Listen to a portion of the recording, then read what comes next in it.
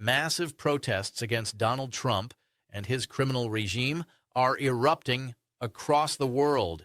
That very first clip I just shared, that's Donald Trump's effigy being burned during a protest that featured thousands of people in Mexico City. In the second clip that was played shortly thereafter were thousands of protesters. Could even be tens of thousands of protesters at Powderhorn Park in Minneapolis protesting Donald Trump's Gestapo, his ICE and Border Patrol occupying Minneapolis, and their cold-blooded murder of Renee Nicole Good. Say her name. The protests in Minneapolis were huge. And then there were protests that we were seeing across the United States. Who got the power? We got the power. What kind of power? We will never forget the death and the murder of Silverio Villegas Gonzalez. Massive protests in New York City, massive protests in Los Angeles and Austin and other major cities. The people in the United States want Donald Trump impeached. They want this criminal regime that is repressing the people of the United States. They want this criminal regime gone. Just look at what's happened over the past 24 hours, as well as Donald Trump has surged an additional 1,000 paramilitary ICE Gestapo to invade Minneapolis. The Trump administration has ordered a stunning surge of federal agents to the Twin Cities, sources tell CBS News. Agents were already conducting a ramped-up immigration crackdown. The show of force has led to clashes with protesters like this one last month in Minneapolis, taking the total to 3,000 ICE and Border Patrol Gestapo invading Minneapolis. Also, as Donald Trump tries to take away billions in child care service funding. This morning, the Trump administration says it's cutting off $10 billion in funding for child care and social services in 5 Democrat-led states. Administration officials tell the New York Post the freeze is over concern that benefits were fraudulently funneled to non-citizens by the federal government to blue states, including Minneapolis, and as they shut down all of the Department of Agriculture funding to Minnesota, Minneapolis, other blue states, and blue cities. What is Donald Trump doing? Well, Donald Trump has ordered, according to the Daily Mail, he's officially ordered Special Forces commanders in the United States military to draw up a plan for the invasion of Greenland. This is getting serious and very specific. He's made an order about an invasion of Greenland, which could be imminent. Donald Trump has ordered his Special Forces chiefs to draw up plans to invade Greenland, reports say. Feeling emboldened by the stunning capture of Venezuelan tyrant Nicolas Maduro, Trump's team are increasingly worried that Russia or China may seize the strategically critical island before they do, according to White House sources. Now, the one thing holding it back is that senior military figures, according to the Daily Mail, believe that such an invasion would destroy NATO, would be unlawful. Donald Trump doesn't care and seems that he's more interested in destroying NATO right there. Now, in response, what we're also learning is GB reports that the United Kingdom may be sending troops into Greenland in order to call Donald Trump's bluff after Donald Trump's takeover threats.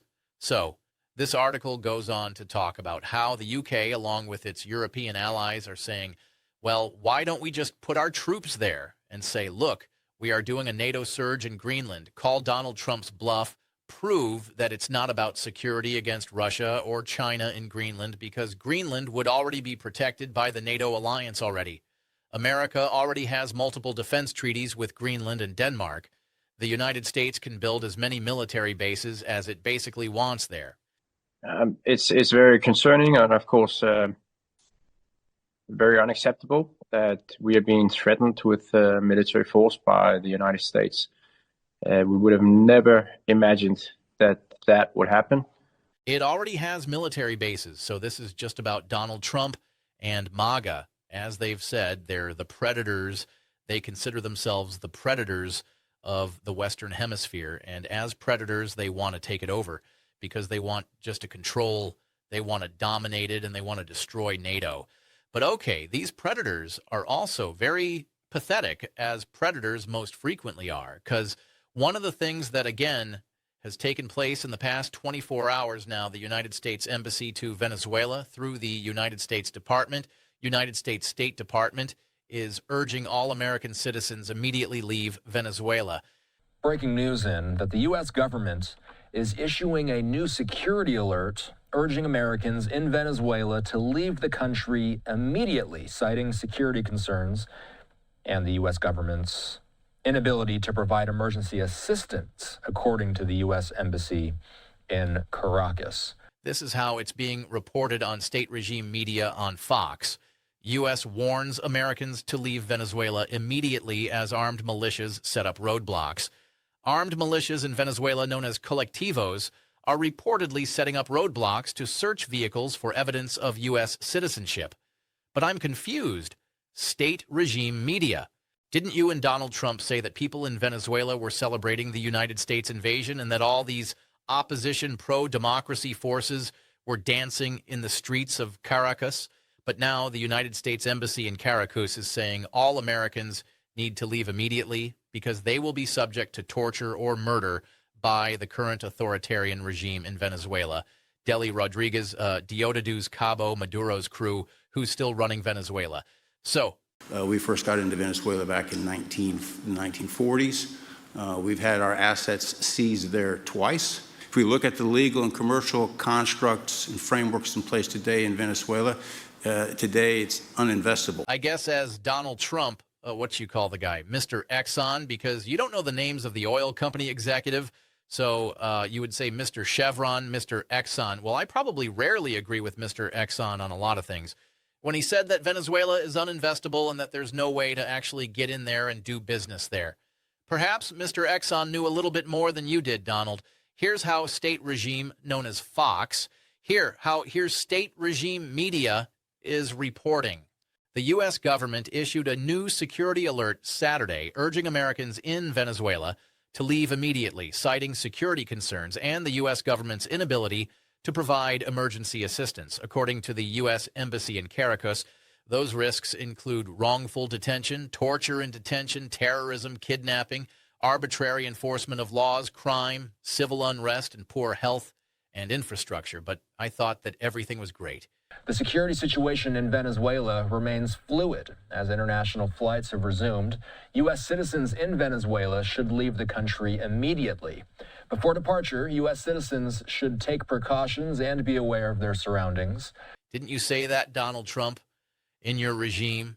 Oh, wait a minute. Everything you say is absolutely false. And again, while the American people are suffering right now, if they're able to get a paycheck, psychologically torture, living paycheck to paycheck, are they going to be able to afford rent? Americans can't afford rent. They can't afford homes. They can't afford a mortgage. Their health care is being ripped away. In my state, New York, alone, more than 140,000 people relied on the tax credits. And the credits also supported an additional 1.7 million New Yorkers who would probably otherwise not be able to afford health insurance. The Affordable Care Act subsidies were not extended by MAGA. They've blocked it. Even though there was a bipartisan vote in the House to extend the Affordable Care Act subsidies, Trump and the MAGAs in the Senate are still blocking it right now. And so people lost their Obamacare plans, their Affordable Care Act plans that have kept them alive. But folks, the Trump regime's priorities are, let's take a look what they've talked about in the past 24 hours. RFK Jr. posts the following reports coming out of Germany show the government sidelining patient autonomy and limiting people's abilities to act on their own convictions when they face medical decisions. That is why Friday I sent a letter to Germany's Federal Minister of Health. Dude, who are you? RFK Jr., you're the worst health. You're like the anti-Alth person, the worst health and human services person in the United States history. Why do you care about Germany? Leave them alone. I think that other countries probably have a better command of health care than the United States. As Aurora Lulick says, who do you think you are exactly? Like, Germany's not a colony. Take care of your own people. We're doing just fine. Stay the hell out. All of these Trump regime people, all of them are freaking predators, one after the other. Now, with all of this going on as protests are erupting across the United States and across the world, That first one you saw was the protest in Mexico City again, where Trump's, that doll of Trump was being burned and his effigy was being burned. You also have the Trump White House, the official White House account, making posts like this, a photo of an ICE officer shooting a black man in the face with some sort of non-lethal gas rounds, which could be lethal. I just want to be clear. They're called non-lethal. They could kill people shooting somebody in the face with gas and noxious substances. And this is what the White House says. Stand with ICE, stand with law enforcement.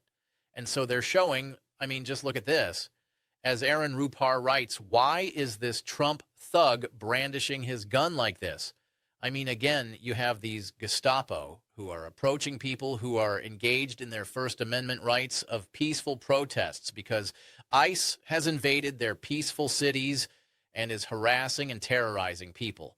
And they're shooting them in the face. I mean, they killed Renee Nicole Good.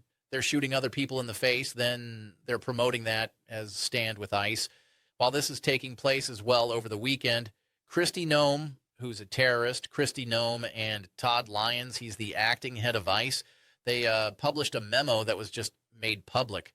And according to this new memo that was just made public, they say that as long as they use funds from what Donald Trump refers to as his one big beautiful bill, which I refer to as the disastrous bill, the one that destroyed people's Medicaid and health care and was tax cuts for the billionaires.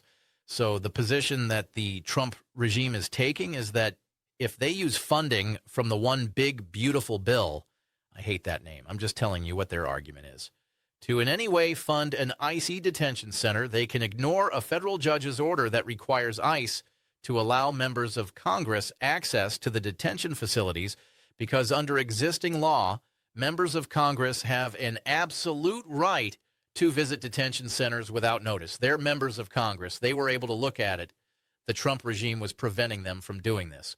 A federal judge ordered the Trump regime. The law says that members of Congress can go inside these detention facilities.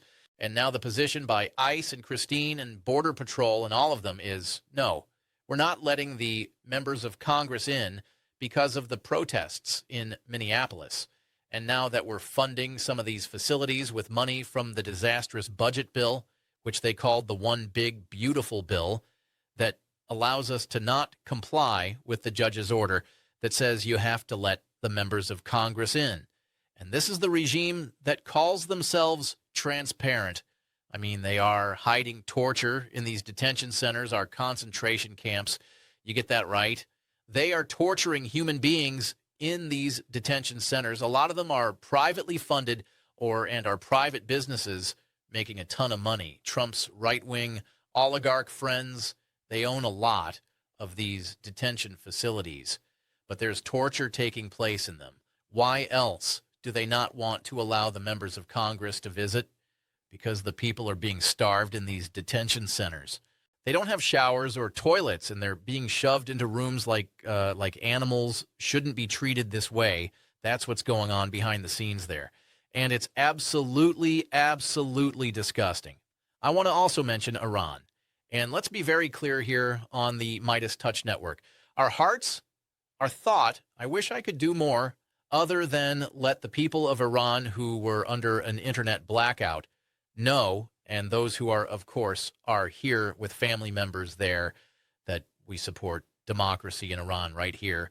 We support pro-democracy there. And for all of the people there who are protesting and risking their lives, it is an incredibly difficult, challenging thing that they're doing.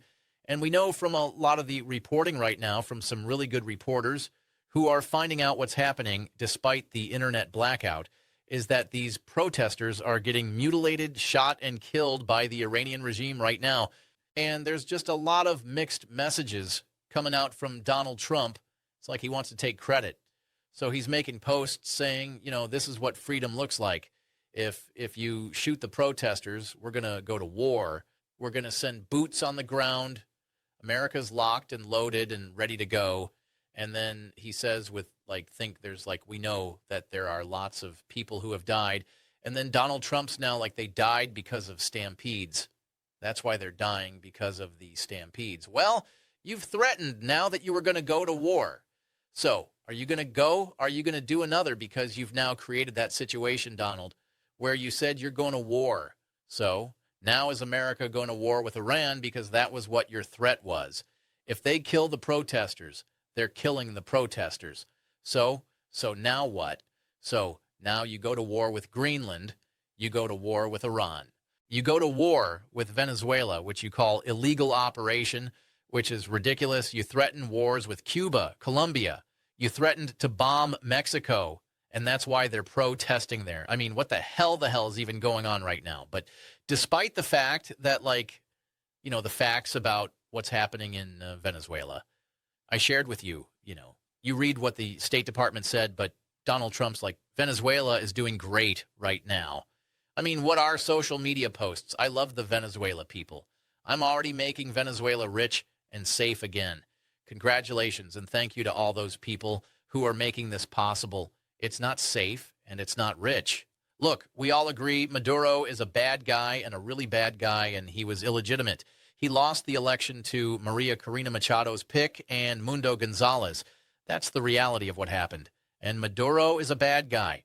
But the question is should there have been an invasion of Venezuela regime change where now you are not supporting the pro-democracy forces, you're still supporting the authoritarian regime, Delcy Rodriguez and Diosdado Cabo from the Maduro regime.